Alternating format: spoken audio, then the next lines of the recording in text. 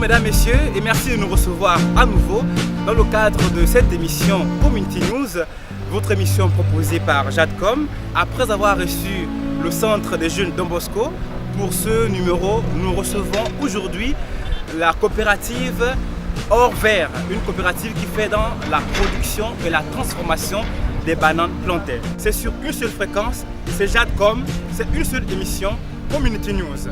Donc restez avec nous pendant ces moments, vous allez découvrir toute la richesse verte cachée avec Or Vert.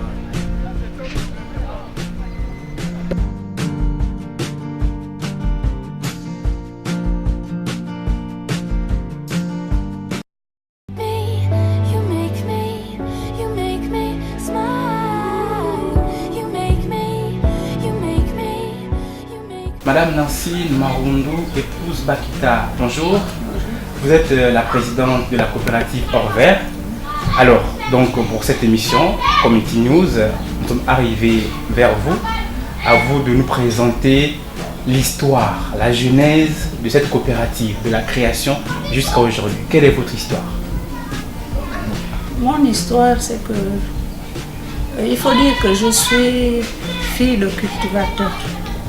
Et lorsque j'ai grandi, ce talent qui était en moi de faire l'agriculture a repris surface et je suis allée faire des plantations à la Rembouille. J'étais seule jusqu'à 5 ans, 6 ans. Et lorsque j'avais un projet pour que je puisse accroître l'exploitation, j'ai vu les bailleurs qui m'ont dit que seul je ne pourrais pas parce que le projet était porteur.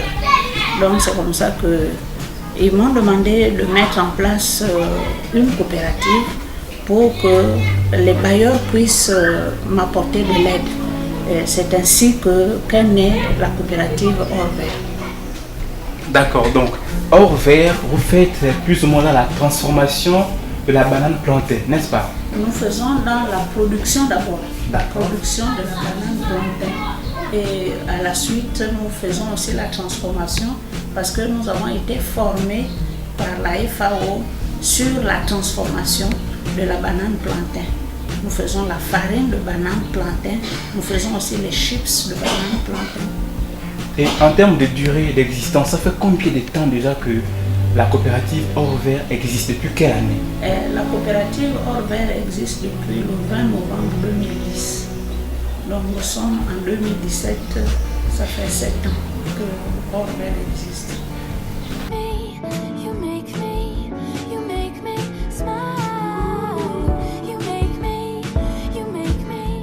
Maintenant sur les réalisations, il y a beaucoup de produits qui sont là. Alors cette émission a pour vocation de vous vendre, vous promouvoir.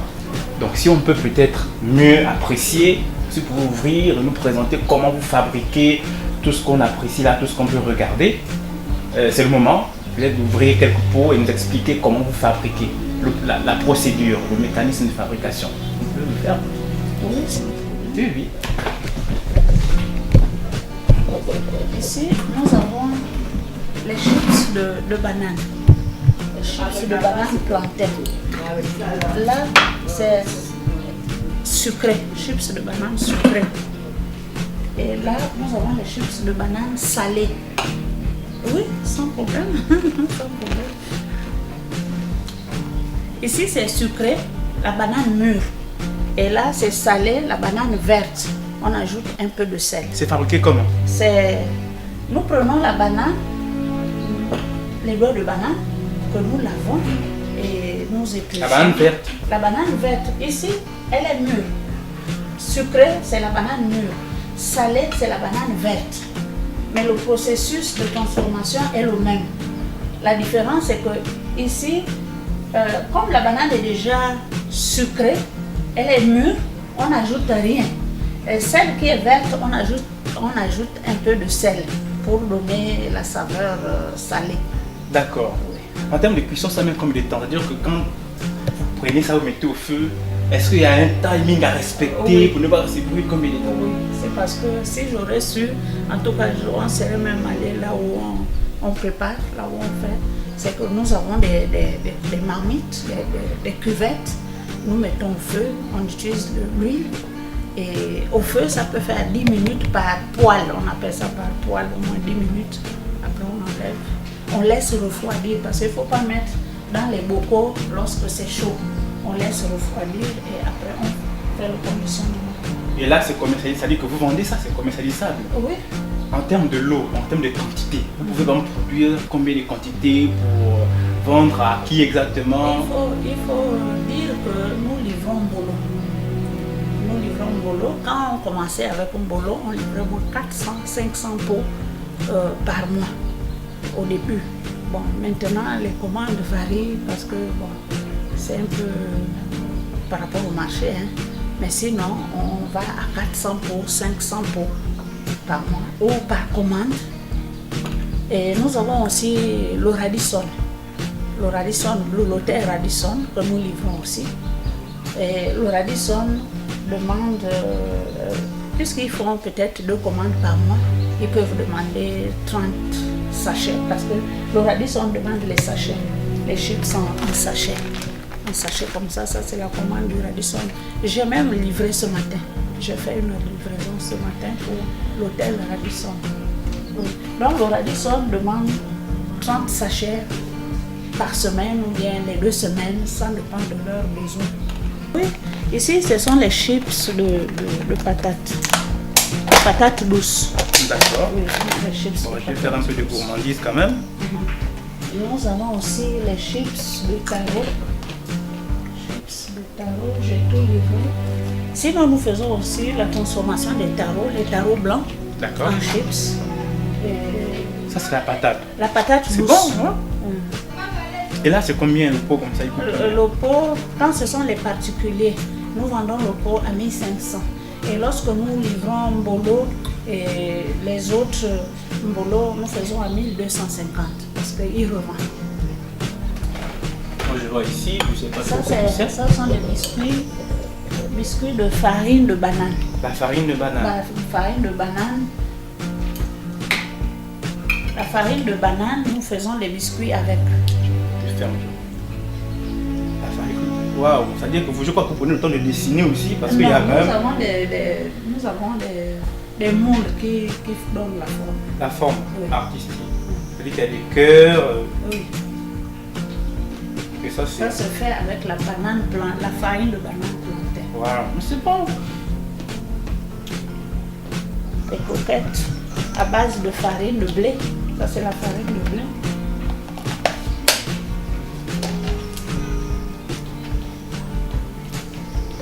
Donc, on diversifie pour avoir un peu plus de revenus. You make me smile.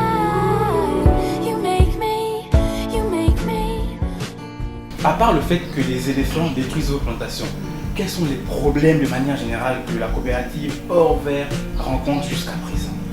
Jusqu'à présent, on va dire que la première difficulté, ce n'est même pas sur le plan financier, parce que si nous avons la possibilité, la capacité de travailler, les finances peuvent arriver. La première difficulté, c'est le mauvais état de la route, là où nous travaillons. Parce que nous sommes à la Rainbow et la route n'est pas praticable. Ça, c'est la première difficulté. La deuxième, comme je disais, ce sont les pachydermes qui détruisent tout ce que nous produisons. Et la troisième difficulté, c'est livrer. La semaine dernière, puisque les chips, en principe, ces chips-là ne doivent pas dépasser 1 mois. Il faut tout livrer. Mais lorsqu'on n'arrive pas à livrer, donc nous avons des pertes de la production. Maintenant, en termes de perspective, c'est-à-dire que vous avez des projets à venir. En termes de projets à venir, qu'est-ce que la coopérative Or Vert entrevoit? La coopérative Or Vert veut s'étendre dans l'étendue du territoire, dans le Gabon. Mais avant d'y aller, c'est que nous avons l'objectif au niveau de l'estuaire d'avoir plusieurs hectares.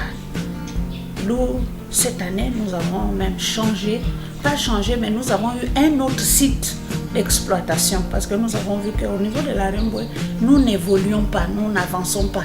Donc nous avons eu un autre site d'exploitation qui n'est pas loin d'ici, au niveau de Koule. Et là, nous sommes sur 4 hectares que nous allons mettre sur place, 2 hectares de bananes, 2 hectares de manioc. À part l'extension de vos structures, vous n'avez pas aussi la vision peut-être de former des jeunes, des personnes qui veulent apprendre aussi à transformer la banane plantain? Vous n'avez pas aussi ces projets, non? Si. Nous avons cette mission d'accompagner les jeunes, d'aider les jeunes à l'insertion. Bon, ce sont les conditions pour le moment qui ne nous permettent pas. Mais sinon, nous avons un partenaire appelé Brain Forest qui nous envoie des stagiaires. Il n'y a pas longtemps, il y a des jeunes filles qui sont venues, elles ont fait 1 mois et puis elles ont appris beaucoup de choses ici. Un mot de fin. Mais c'est une voix, ce que nous ne pouvons pas dire au quartier. Lorsque les médias viennent vers nous, nous vous remercions d'abord parce que c'est déjà c'est un moyen de nous faire comprendre, de nous faire connaître et de dire que nous existons. Et Orvers est ouvert à tout le monde, hommes comme femmes, les jeunes surtout, qui veulent apprendre. Parce que les gens se disent que l'agriculture est difficile, elle n'est pas difficile, c'est seulement la volonté, c'est la disponibilité. Et je vous remercie d'être venu vers nous. C'est nous qui vous remercions. Si l'agriculture est difficile, le vendre est souvent facile parce que je vous rassure que c'est savoureux, tous ces produits. Donc nous sommes arrivés au terme de ce programme, de cette émission Community News, avec pour invité pour ce numéro la coopérative Orvers, qui a eu le plaisir de nous exposer tous ces produits dont j'ai eu l'occasion de savourer. Merci de nous avoir suivis.